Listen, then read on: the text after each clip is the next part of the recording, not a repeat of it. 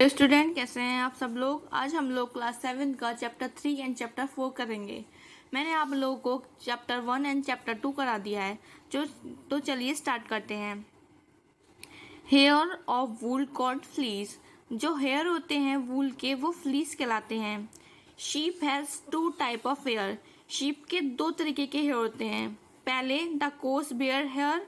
पहले होते हैं थोड़े बेयर्ड जैसे घने बाल। दूसरे the fine soft under hair close to the skin.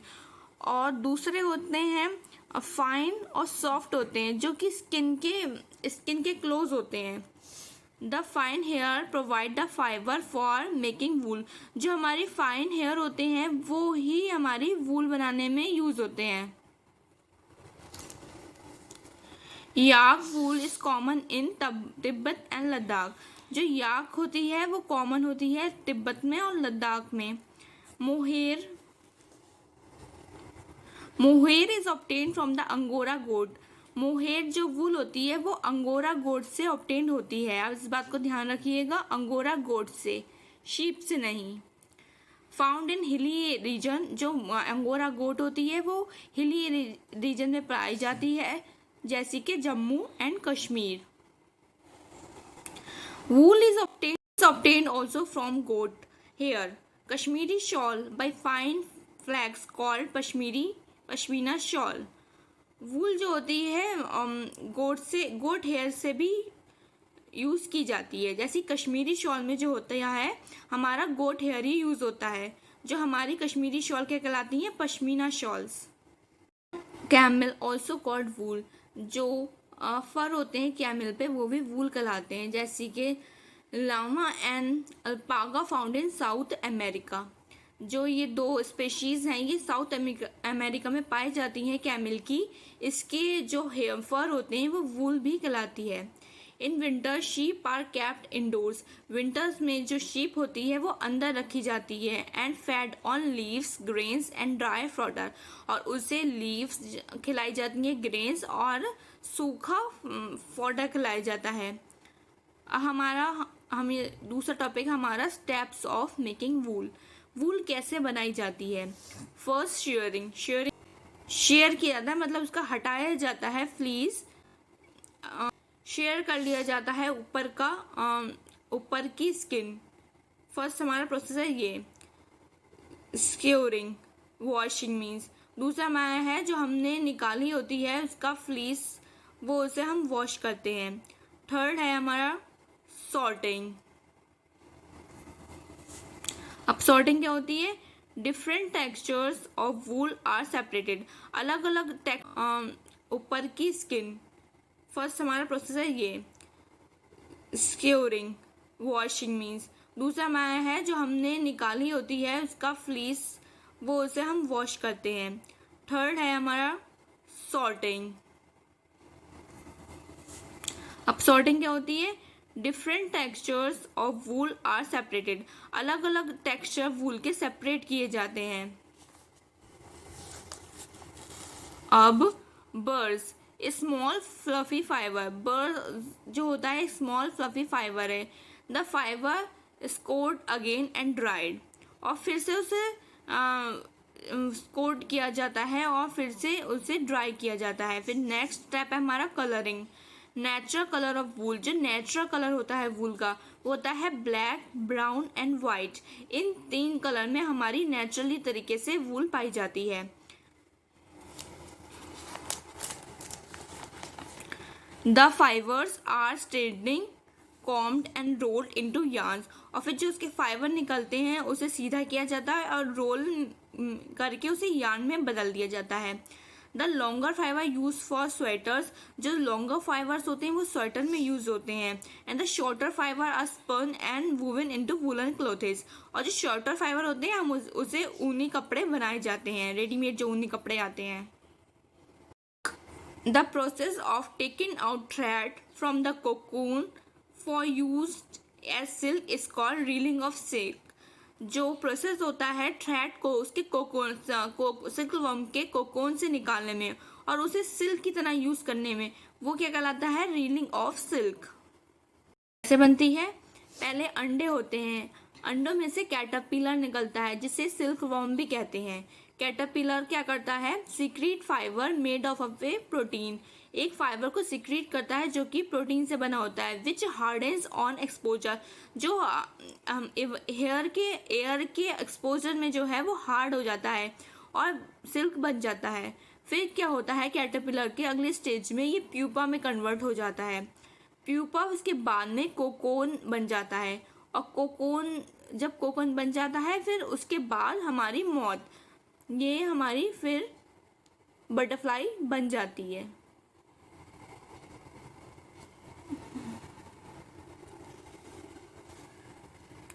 तो ये हमारा थर्ड चैप्टर खत्म होता है। नेक्स्ट चैप्टर शुरू करते हैं। reliable measures of the hotness of an object it is temperature। Temperature क्या होता है, किसी ऑब्जेक्ट की हॉटनेस का एक रियलाइबल मेजर जो हमारा टेम्परेचर कहलाता है। The temperature which measures our body called clinical thermometer.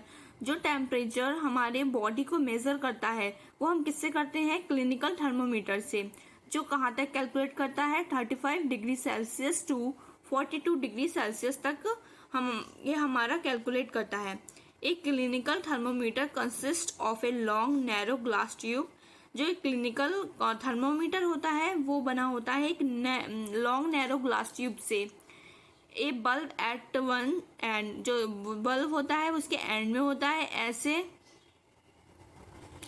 This bulb contain mercury, और इसमें ही मरकरी हमारी होती है जो टेम्परेचर कैलकुलेट करने में मदद करती है। The jerk which bring the level of mercury down. जैसे हम जर्क एक झटका देते हैं थर्मोमीटर को तो मरकरी का जो लेवल होता है डाउन हो जाता है। Ensure that it falls below 35, ये 35 से नीचे बिलो होना चाहिए।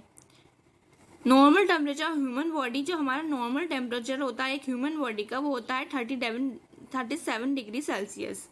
अब एक होता है क्लिनिकल थर्मोमीटर जो हमने पढ़ा, जो हमारी बॉडी का टेम्परेचर मेज़र करता है। लेकिन होते हैं अब दूसरा लैब थर्मोमीटर। ये क्या होते हैं, ये कैलकुलेट करते हैं 10 degree Celsius to 110 degree Celsius तक। क्लिनिकल थर्मोमीटर एक kink near the bulb is provide which prevent mercury from falling on its own. Clinical thermometer में एक किंक दी जाती है बल्ब के पास जो मदद करती है कि मरकरी का लेवल अपने आप से ही नीचे ना गिर जाए। किंक का यूज़ इसलिए होता है क्लिनिकल थर्मोमीटर में। The process by which heat is transferred from hotter end to the colder end of an object is called conduction. जब हीट ट्रांसफर हो एक हॉट एरिया से एक कोल्डर एरिया की तरफ तो हमारा वो प्रोसेस कंडक्शन कहलाता है।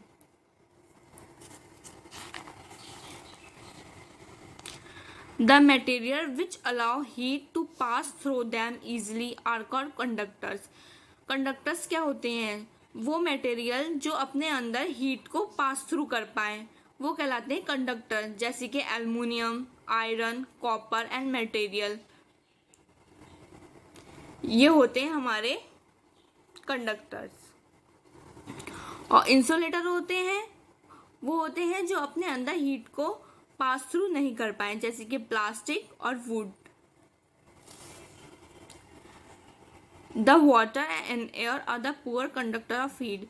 जो वाटर और एयर होते हैं वो पुअर कंडक्टर ऑफ हीट कहलाते हैं। नेक्स्ट टॉपिक है कन्वेक्शन। अब कन्वेक्शन क्या होता है पूरा पढ़ते हैं। In water, when heat the water near the flame get hot and rise up, and the cold water from the sides move toward the source of heat। जो कि जब हम किसी वाटर को हीट करते हैं तो वो गर्म होके ऊपर उठ जाता है, और जो कोल्ड वाटर होता है उसके आसपास वो चला जाता है हीट की तरफ।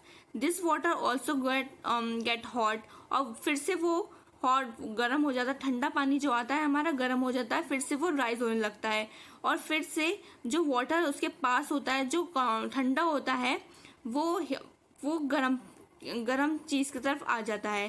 This process continues till the whole water get heated. ये पूरा प्रोसेस चलता रहता है जब तक कि पूरा वाटर जो है हीट ना हो जाए। This mode of heat transfer is known as convection, और यही हमारा पूरा प्रोसेस कन्वेक्शन कहलाता है। जैसे कि कोस्टल एरियाज में during day the land gate heated faster than water. जो हमारे कोस्टल एरियाज होते हैं वहाँ पर दिन में जो लैंड होता है वो ज़्यादा जल्दी गर्म हो जाता है पानी के कंपैरिजन में।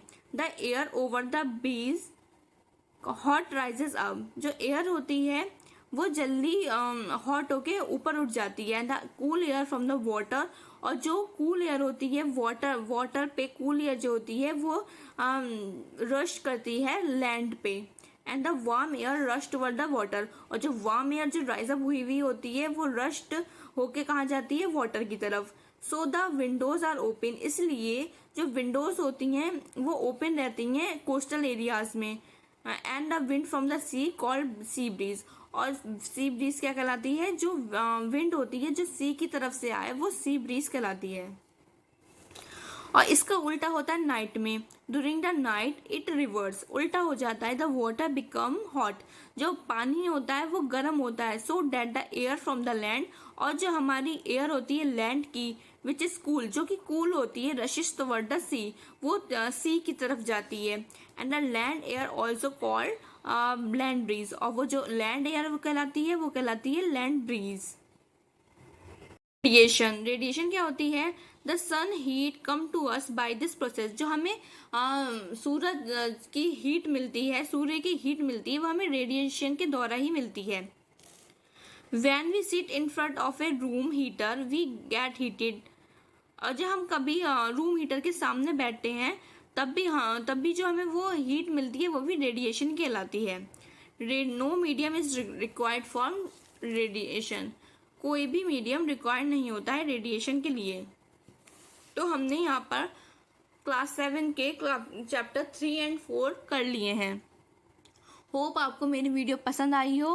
अगर आपको मेरी वीडियो पसंद आई हो तो प्लीज़ इसे लाइक कीजिए और मेरे चैनल को सब्सक्राइब कीजिए, शेयर कीजिए और प्लीज़ बेल आइकन को दबाइए ताकि मेरी आगे आने वाली वीडियोस का नोटिफिकेशन आप पे पहुंच पाए। Thank you.